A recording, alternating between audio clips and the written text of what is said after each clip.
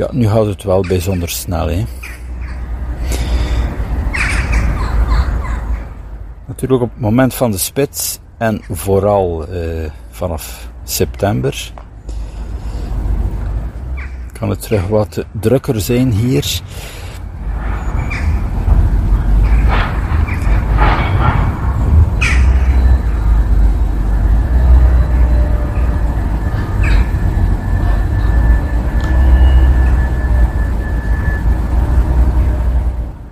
En dan daar terug de exit.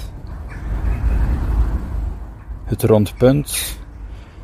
Dus rechtdoor de route, minder dan 2 kilometer naar de E34 voor Antwerpen.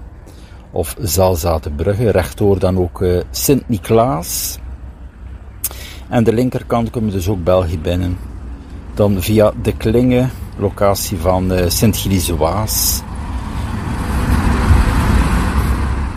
En voor de fietsers kan je natuurlijk via de fietssnelweg F411. Hè.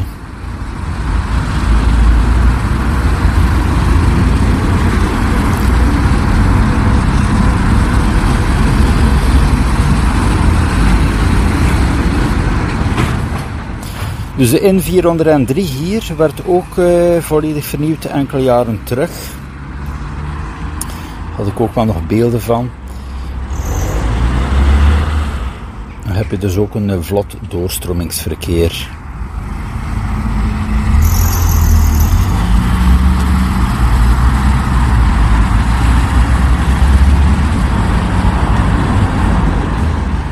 Zo gaan we even naar de grenszone nu.